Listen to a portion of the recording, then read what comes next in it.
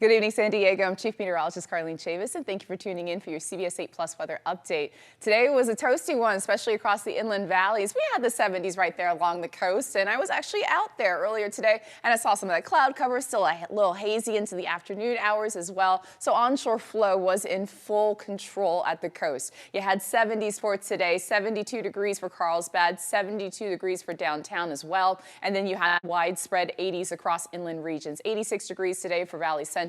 82 degrees for La Mesa, also extending those 80s into El Cajon. And for Alpine, you had the 50s and 60s across the mountains. As we gear up for tonight, Santa Ana winds start to return into the early morning hours for tomorrow. So you notice how over the past couple of nights and mornings, we've had some haziness out there. It was more confined to the coast, and that was Sunday night through Monday morning. Then we saw that fog extend a little bit more inland, and that was last night through this morning. We're not anticipating seeing that extent as we go into tonight through tomorrow morning because these winds will be picking up. So starting to bring that dry air overnight, and that's when the alerts are also going to go into effect. It's one alert in particular, but it's going to be for two areas for our county. Strongest across inland regions, that's going to be on Wednesday. That will also lead to the peak of the heat that we're expecting. An area of high pressure that is already overhead is going to get some help when it comes to warmer temperatures because of these Santa Ana winds back in our forecast, and potentially looking at some record-breaking heat for Wednesday.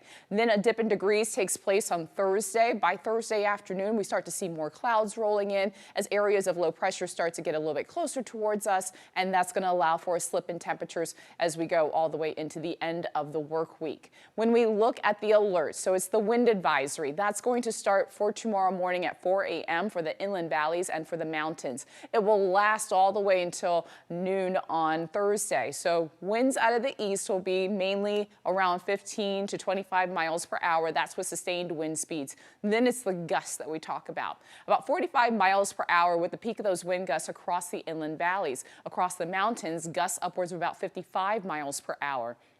It's not just the fact that this is also going to lead to the warmer temperatures and the dry air out there. It's coming down to about 10 to 20% relative humidity, but also it leads to the potential for broken tree limbs. Also talking about the potential of some driving difficulties out there, especially if you're going to be along the 8. You start to get some of those crosswinds picking up, especially along the 8 when you are heading a little bit more towards the east. So just be mindful of that, especially when it comes to those big trucks and semis. And if you do exit San Diego County, you have a tendency to see them kind of like go off to the side of the road just until winds calm down, because those crosswinds can also be a major impact. So that will hold us all the way into Thursday morning and then expires at noon. When we look at our wind gust forecast, those 50s start to pop up. That's the purple shade that you're seeing, and that's right along the coastal mountain slopes. 1125 for tomorrow morning. You also have 50 miles per hour with a wind gust reading for Julian. You have the teens that are going to be popping up for Del Mar as well as for El Cajon, but the areas that are highlighted for the wind advisory, that's where we have 34 miles per hour for Fallbrook, 39 miles per hour, that's going to be for Ramona, and the 40s for Alpine as well as for Campo. We continue to hold on to some gusty winds, even about 50 miles per hour for Alpine. That's about 7:55 on the morning hours for Thursday. You also have those gusts into the 30s and 40s, but you notice it becomes a little bit more confined right there along coastal mountain slopes, and then wind calm down once we get past that point. So we then talk about onshore flow picking up, but it doesn't look to be strong, and that will be in our forecast into the second half of this week. When we look at those overnight lows, widespread with the 50s, 57 degrees for Poway, 53 degrees for La Mesa, the same for downtown. You also are still holding on to some 40s like Oceanside. Also 48 degrees for Ramona, and talking about 43 degrees, that'll be for Mount Laguna. You have widespread 80s for tomorrow because this ridge of high pressure, plus it's teamed up with offshore winds, bringing some heat. That brings us right back to widespread 80s across the North County coastline. 86 degrees for downtown, potentially 90 degrees for El Cajon. A whole lot when it comes to those 80s across most of our county. Think back to Saturday this past weekend when we had a lot of that heat. We also had some record temperatures, so we could be in that territory for tomorrow. That's what it's looking like. House model is suggesting an 84 degrees. That will be for Borrego Springs. Your surf forecast. We had a coastal flood advisory that was in effect because the surf was up to about 4 to 6 feet. Also that extra pull in the morning high tides. Well, now we're looking at that surf subsiding about 2 to 4 feet and a moderate risk at our beaches that will be tomorrow. Then by Thursday, we have that northwest groundswell building a little bit more, bringing it back to about 3 to 5 feet and a high risk of rip currents at our local beaches. There's that area of high pressure that's been around in our forecast for a couple of days.